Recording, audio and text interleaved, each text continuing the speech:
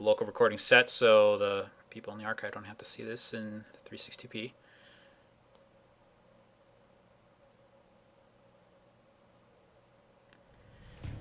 Alright. Top left of the map here, we have Game 2 starting. It is our red Zerg that needs to take this game in order to stay in this series. It is ViperMusashi. And top left we have his opponent looking to close out this series. It is the purple Protoss, Setheal. I guess that's technically violated if we're going to be going by like the strict definition of the in-game colors. But, who's counting? Anyway, it looks like nothing particularly crazy going on just yet. For, I think... Yep, usual pylon on low ground here. Setheal sticking with his typical expand play. Which is exactly where he wants to go with that. Last game going for what was effectively a 7-gate blink attack. Almost ended his opponent off with it. Ended up turning into a longer game. And eventually still going in the Protoss' favor. Habitation Station is a different map from Heavy Rain, though. Heavy Rain was great because it was just like pretty much every part of the main that faces your opponent on Heavy Rain you can blink into. Not so here. Only this spot here, and maybe here technically. Maybe right there. But most of this space is not blinkable, so it's not as necessarily strong of a map as Heavy Rain necessarily is. It's still good for it, but there's definitely other things he's going to be looking for here. Not to mention there's this gold base here. This gold base has a very, very strange interaction in the game. For Zerg, it's fantastic early on. They can get that base, they can get a lot of extra Zerglings, they can get a lot of extra static defenses, they can get a lot of extra bases up quicker just because of the extra mineral income. However, over time, it doesn't become anywhere near as useful because you need more of the gas going into the later stages of the game. For the Protoss, despite the fact that you would think there isn't much a Protoss can do with a gold base, having a gold base in late game Protoss is amazing. It means you get to warp in all these extra zealots basically for free, as well as a lot of extra gateways, without really needing more mining to accomplish that. So it really strengthens the kind of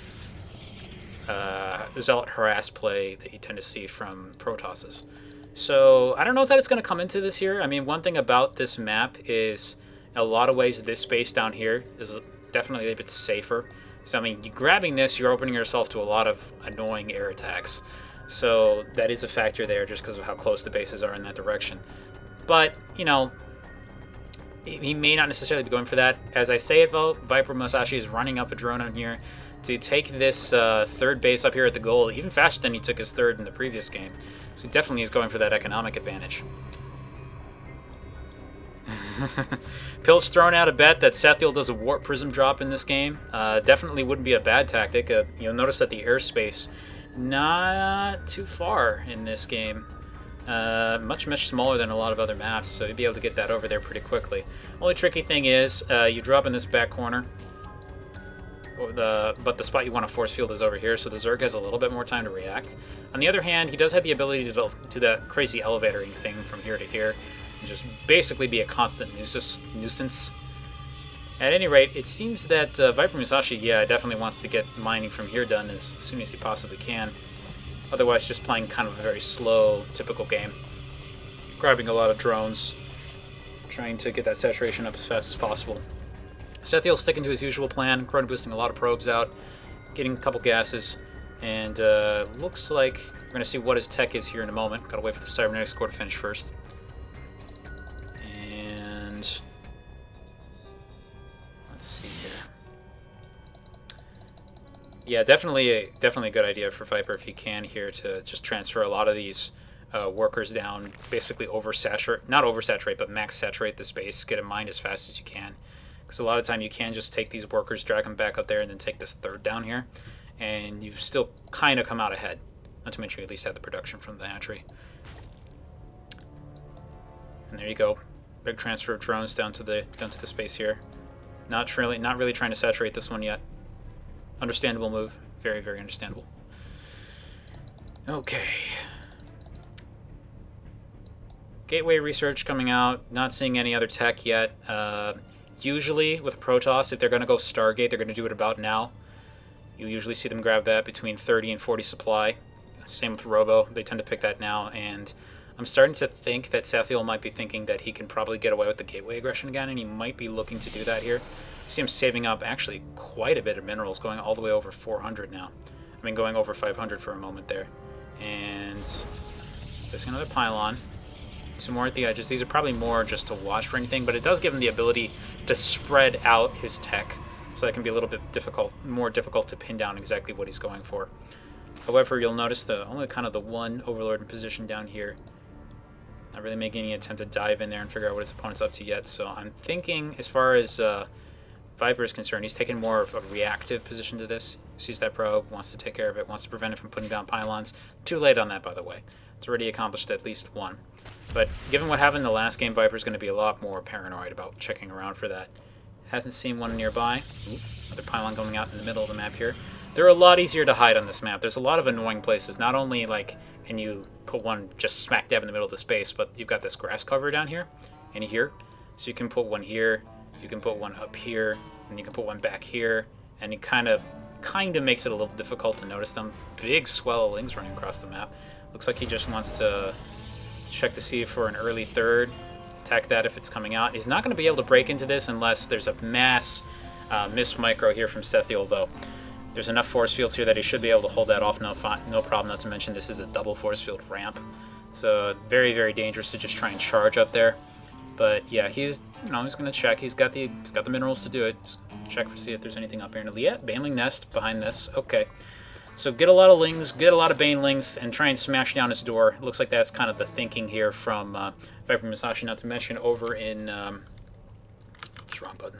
There we go. Over in the Protoss's base, you can see he has basically the same idea as before. He's going up to what looks like an 8 gate this time, actually.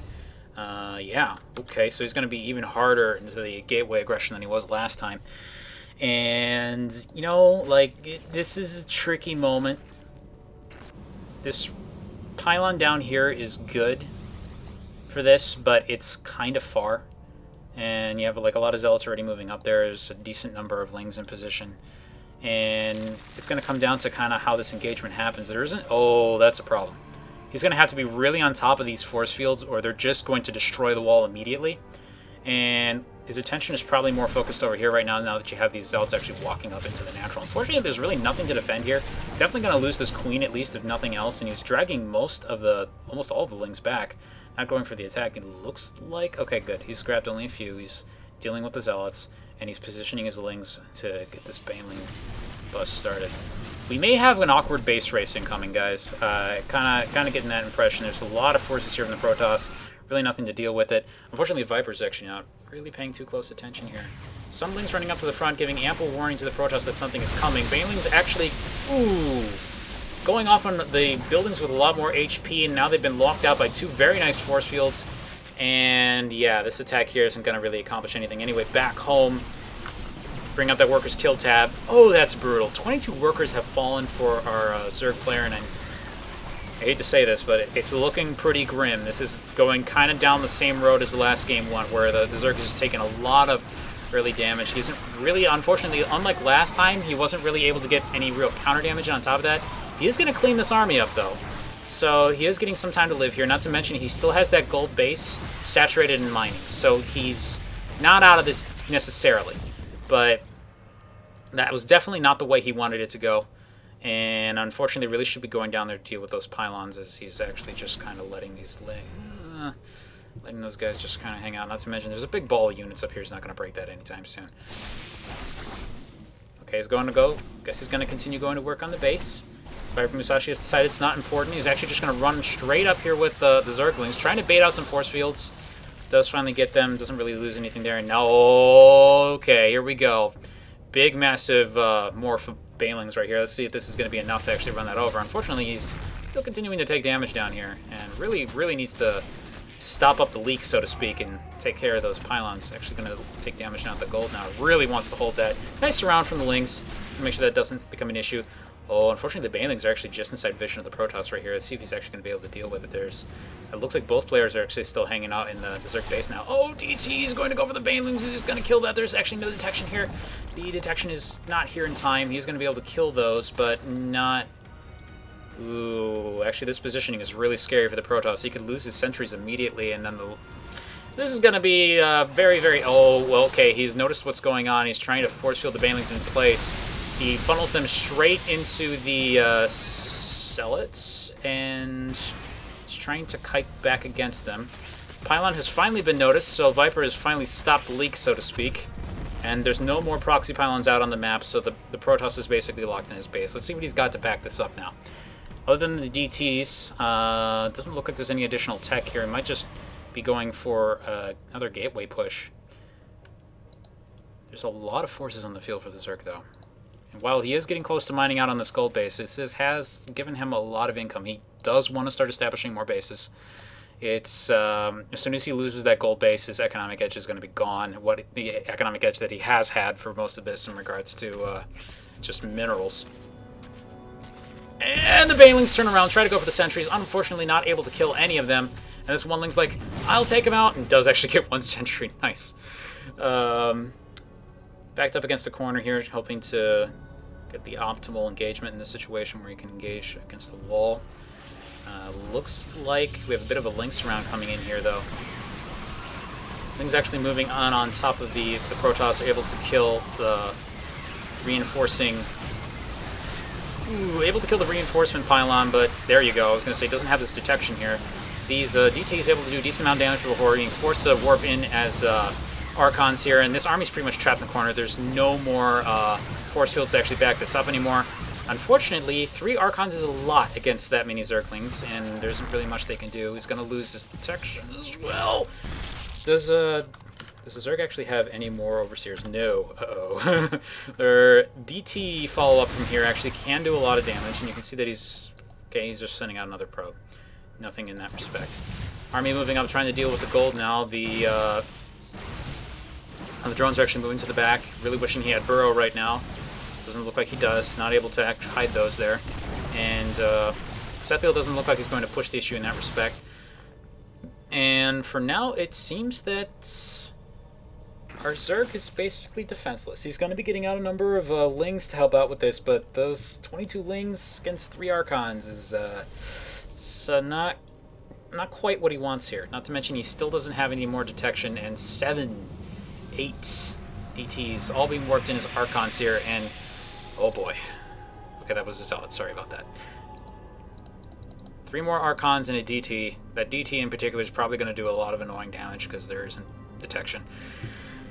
And things are just going to get tricky here. ViperMusashi looks like he's going to try and run around the map this time to do some damage here. I guess he doesn't realize, despite the fact that his opponent's just sitting right there, that...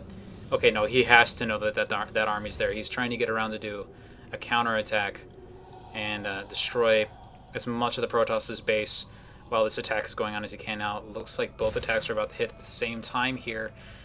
And nope, the Lings aren't going up there to actually do anything about it. Instead, they're going to kill this probe that was trying to go for the expansion. It's not going to get it, but unfortunately back home, there's just nothing to defend against this. And this is going to get pretty brutal. A lot of roaches actually coming out here, but again, kind of like awkward positioning on the ramp here, not to mention the DT is just going to town on this army, getting a ton of damage on. And you cannot underestimate the amount of damage that a DT can do, like, just straight up. Normally, we only think of them as a harassment unit, but if they're sitting there in your army without detection, it's really bad news. A lot of Lings have gotten into the base, but good warp into Zealots here is actually able to hold this off no problem. And with that done, I'd say the Zerg is probably gonna die. This is definitely looking like grim, apocalyptic presence of the Zerg has now come to pass. Roach is trying to get out and run away from the army. They're not really able to make that happen, most of them dying immediately. 3 Roaches able to escape, gathering down here at the low ground. A bunch of Stalkers have warped in down to this base here. They're actually putting pressure on this. The drones are running away, trying to keep as many of those as alive as he can. Gonna have to reestablish that base soon. He's actually gonna start getting revealed as soon as this timer's already started for that. Last hatchery went down. It's left the tech alive. Probably will be okay. ViperMusashi doesn't have much of a bank behind this, and he's gonna kill these Stalkers off. Isn't really much of a victory given the big army that's coming down on top of that, though. ViperMusashi has not built his base and is being revealed. Just put down that hatch right there. Unfortunately, it happens to be exactly where the army is going, so... Uh-oh. Yep. Ouch. So, basically, ViperMusashi is now in a state that I like to refer to as zombie expansions. These are not ninja expansions. This is when you're kind of going down the map with, around the map with your, say, like, your nomadic tribe of zombies, building bases. You're basically dead, but you're not completely dead yet, or perhaps you've been resurrected from being dead. Depends on however you look at it. If he does manage to win from this position, I call that a zombie victory. But, gonna be tough from here. He's kind of banking on the fact his opponent still doesn't have any economy. This army that he has is the only thing that the Protoss has in this situation. I mean, to be frank, I'm not going to disagree with you guys. I'm not trying to make it sound like ViperMusashi has a big thing going for him here. As soon as he loses the space down here, especially if he doesn't cancel it in time, he's probably just dead. No other way of looking at it, but if through some miracle he's able to kill this army, and yeah, there we go. I was going to say he'd be able to come back, but it's not there. So that's GG. And score screen coming out. Shoots his own. There we go. Shoots his own stalker. Victory goes to our Protoss player.